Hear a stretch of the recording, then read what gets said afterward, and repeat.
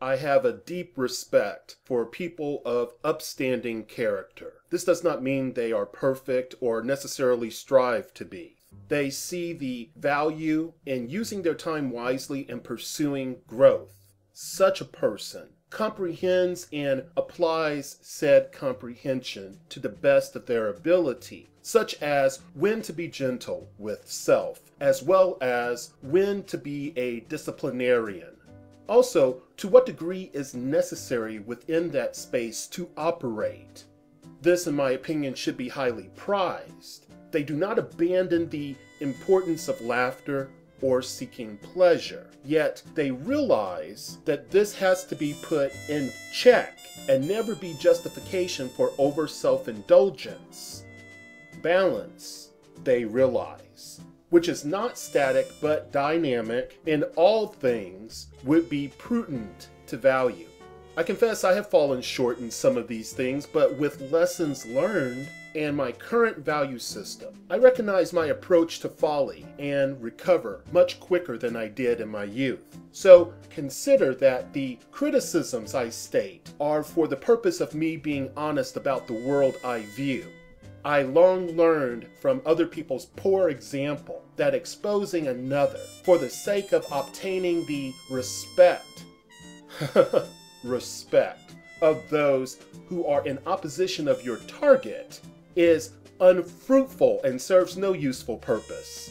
We all would be better off if we did not seek validation from those outside of ourselves, yet appreciate the support and instructive words we receive from those who have our best interest at heart. Yet another way to express love. I have seen the betrayal of humanity on YouTube and other social medias. They are no different than the betrayals within the corporate torture chambers, homes, and institutions in the analog world. Many of the self-hating and non-critically thinking people surface when they anticipate one to construct, provide a harsh, mean-spirited delivery. This, they hope, will be soon in progress so that they can enjoy the show. Sorry to disappoint, but I do not want to deliver this to you. This is not my purpose. If what I say comes across as me lacking cultivation, well, you are entitled to your perspective. Now, when most people I have encountered refer to one being ghetto, they are using code for a depiction of the bottom rung of society. This, for some, are black people, and that's it. Now, do not get it twisted. Some have a love affair with slumming. Others seem to love having a target to shoot at. This they do by professing to detest its ills, but yet still shooting at a target.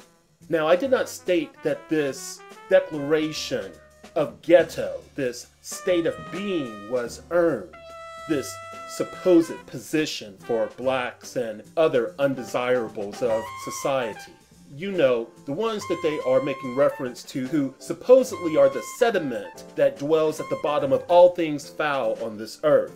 Though, with the observations I have made during the last 10 years or so, one could make a persuasive argument for this world view. However, realize I am not hinting, suggesting, or stating this is conformity to truth. I acknowledge this placement has been a joint venture, this state of ghetto. External and internal forces seem to be reinforcing an injurious position. This said, ghetto can be not only as the result of bias, but the birthing of a segregated mode of being, one that requires and rewards some of the worst in mankind. My mother, faults and all, personified what it was to be a woman of high character. She did not take the faults of men and use that as justification to belittle me.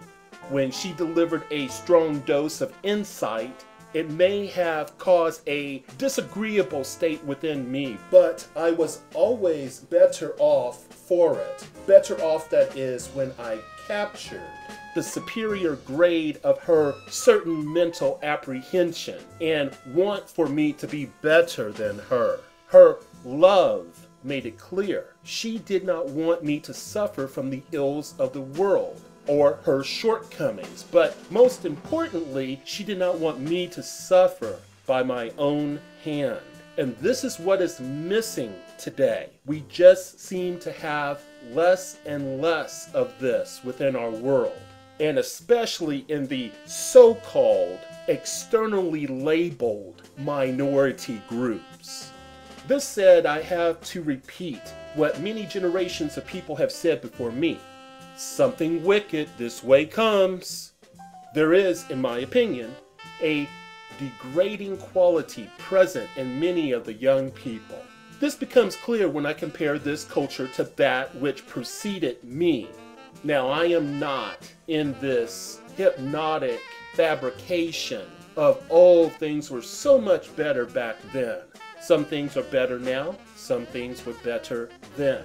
We have to apply a careful method of examining in minute detail that which does and has existed, and leave the emotionalism and the biases behind to understand what really benefited us and what was in opposition to our growth. When I observe certain segments of our communities, states, and our world, I see the zombies that have been brought forth from the cemetery which dwells within the fire between some women's legs. I will readily admit that I have no issue in placing blame where blame deserves to dwell. If that means that it rests upon the woman's head, then so be it. I have no issue with that. But I have a knowing deep inside of me. When I truly look deeply, when I peel back the layer of superficial observation, I have to wonder, I have to question, is there more? And am I missing out on an opportunity to see a bigger picture that would be more instructive and that would offer an opportunity to conform to actuality? I have to admit that yes, this is the case. So I select not to take the easy path. I acknowledge we have the power to decide how we want to travel in life. So even if we had a fucked up parental unit, we still have the ability to move beyond that. However, I come back to the mother because of the initial influence she has on the youth. But I do understand that it goes beyond her. I look at the popular images of some of these young women and I lament. If their actions are cause for concern, then we have much more turmoil to look forward to. I am not going to be a mouthpiece for those who have beef with women, especially women of color. This is not my function, nor my desire. I hope we can take what is said and find a better way. I hope that you will add to the communication so that you will fill in the blanks, so that you will question my thought processes, so that we can refine what is appropriate and discard what is not. There is a better way. There is always more that we can look at. I have no problem if you correct me respectfully. If my relation to the world is flawed with fallacy, I would expect that of you. I hope that we could have that sort of correspondence and relationship as we share ideas. What I see in how some women conduct themselves, and I must say this because it just needs to be said in a way that is not belittling. What I see in how some women conduct themselves and what they embrace, notice the qualifier some, makes me wonder why they would ever think of themselves as fit to be a mother or relationship material. First, we have the relation that she has with herself. I will use black women as I have an intimate relation with some that have been instructive and have been profound influences upon my life. Now, my observations of these black women. So many today, especially, are caught up in the superficial aspect of how they see themselves. They yield to skin lightening, shackle themselves to various chemical impurities, etc. This they do partly to lure, to profit in an exploitatory manner. Yet, in reality, as they pursue this goal, they see the man as a wallet or an organic dildo, or worse of all, they do not aspire to seek out and materialize their best self. They simply wish to settle for that which they believe others can provide for them.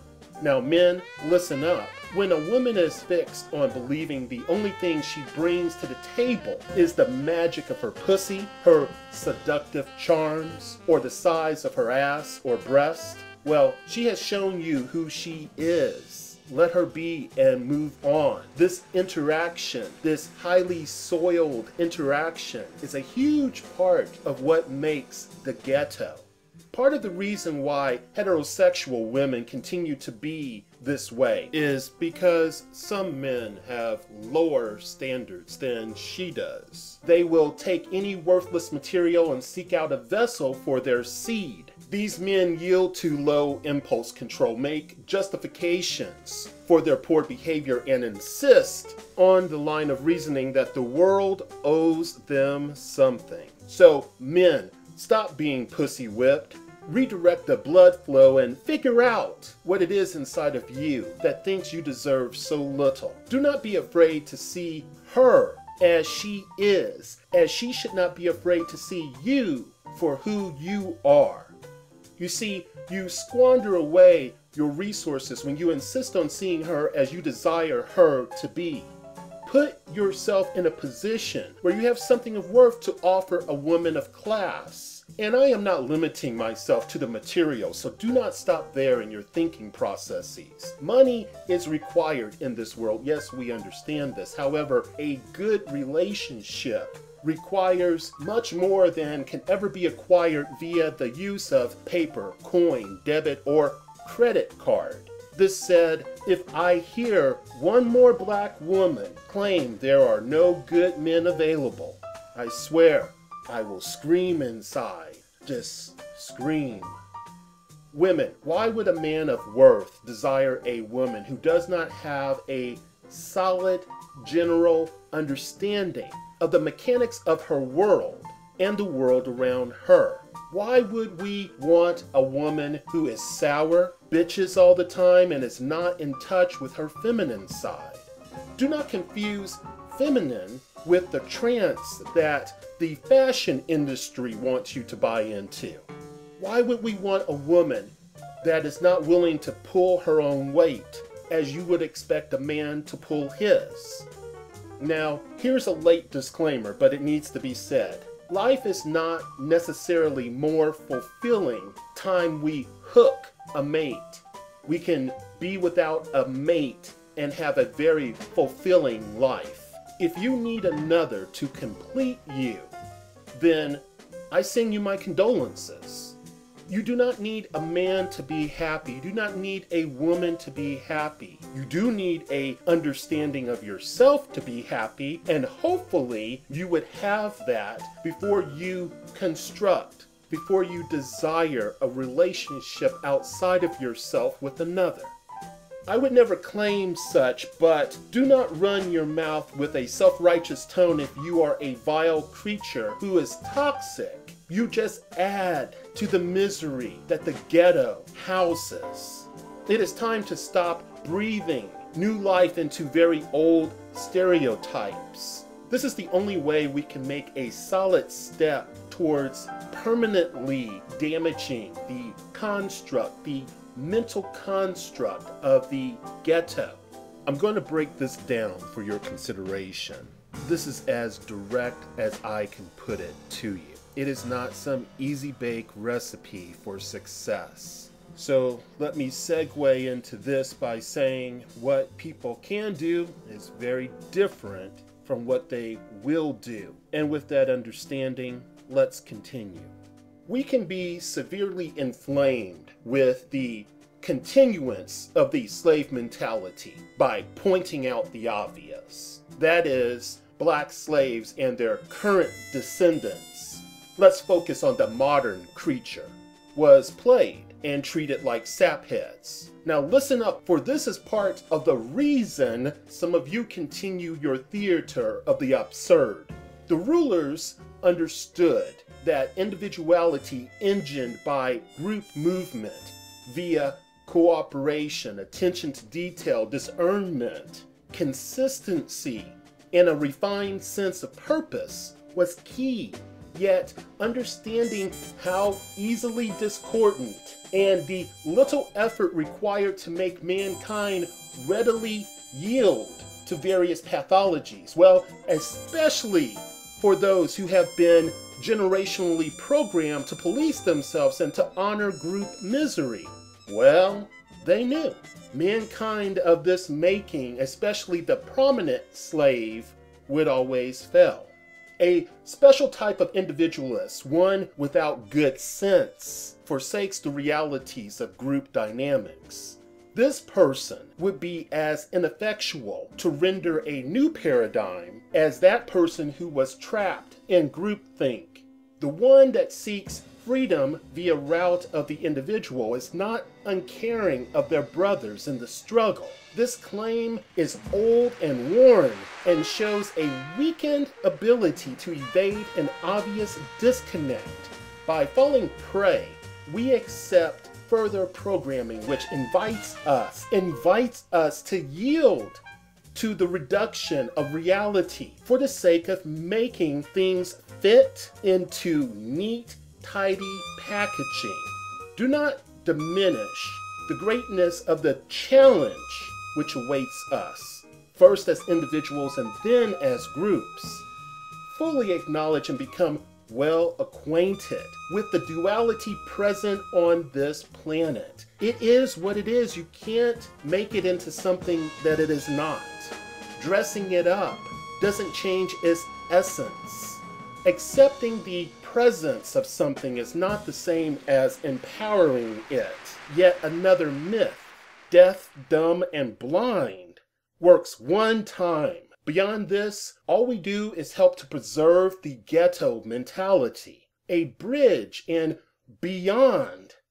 A bridge and that which is beyond, which is infusion of the extremes. So dominance of neither extreme is presented will create an easier movement and comprehension of the relationship between the micro and the macro, or the self and the group. Admittedly, we are speaking of a limited perspective of dynamic balance. Part of the solution is forsaking groupthink and the blindness that can come from our participation in tunnel vision when we play within the extremes of individualism. Why is that? Because the force of economic, political, and social movement has greater authority when people take a cooperative position. Both extremes must realize that subservience to old paradigms will remain intact, will remain functional, unless many are self-reprogrammed to be strong in the face of hostility and temptation, that is, to go with the flow. You know, that nasty little fear that encourages one not to be the nail which sticks out, so they do not have to be hammered down. Yes, indeed, that must be resisted. I would encourage all of us to consider the importance of resisting the irrational interplay between our psyche and our relationship with others, and even our relationship with ourselves. We do not have to surrender to that which triggered us in past situations. This we do principally to justify an established pattern. Our typical mental processing will not automatically screen our action for validity because our typical familiar state is friendly with its justification. This state allows us to erroneously believe our justifications are valid. This we must resist. Without this opposition, we are setting ourselves up for failure. Even a cursory look at the ruthless treatment we can subject ourselves to should be motivation for growth. As the end result of a process, we, in our scandalous history of inhumanity to each other, of our perverse preference for master-servant relationships, and the looming elitist attitude, which can infect anyone, where the less fortunate of all kinds are concerned, have spawned the slave mentality and a ghetto playground. Without this, what we think of as the slave mentality that leads to the preservation of the ghetto will reroot itself and expand. You can talk about economic plans, you can talk about all of these political theories, but unless the viewer comprehends and works towards the way they view and operate in the world, all will be for naught. This is why attention to detail and integrity is of the utmost importance. There is no thin veneer that if we were to peel away would expose America's true character. We have too many who are influenced by the charms of supposed checks and balances and the Bill of Rights. These are great dreams, but appears to be inconsistently realized in today's world. We have those who live in the la-la land of America's supposed efficient markets and high ideas, while we have others who engage in vulgar ways with these high ideas as being their shields. And yet another group who is even more treacherous, for they refuse to realize that we can strive and achieve said high ideas. We need to assign a lower value system to the Neanderthal's voice, which promotes the superiority of Western values and fails to ask that if these values are so superior, then why does the application of these values in our current state, collectively speaking, of mental paralysis, emotional arrest, and inability, maybe disinclination, to fight beyond cultural pathologies deliver such a longing for something better than our current situation? Do not think I am hinting at welcoming a global bureaucracy. Hell to the effing no. That would just welcome another type of hood rat, more vicious than the street one. For this one would operate under the guise of American exceptionalism. I hope we will take these thoughts and encourage some who are struggling. We have no need to create yet another weapon that targets one's essence. We need to attack the ideas. We need to understand these things that fuel us, and we need to examine these beliefs and the chains that they create upon our being, upon our society, and between each other. We do not have to rip him or her apart to build him or her up. Yes, there is a deconstruction which is mandatory, but that is not our job, nor does it require some sort of mental or emotional flagellation. It would do us good to remember that we are beings that have emotions, that our feelings are important, that we can benefit from a kind word, and of course straight talk when requested. Let's not forget compassion. It is not up to men to hold the standard. That's a fallacy. It is up to men to hold the standard for themselves. We as a group have our own demons, but we have to take personal responsibility to work through those demons. And if it is our value to help each other, then we need to take it upon ourselves to help each other, assuming that we have our act together. We can set an example by doing our best to live a clean and emotionally mature life that merits respect. Warning, if all we do is stop at the talking stage, nothing will get done. You have to do the work. Just viewing and considering what is said is nothing more than engaging in some sort of mental masturbation. Thank you for viewing.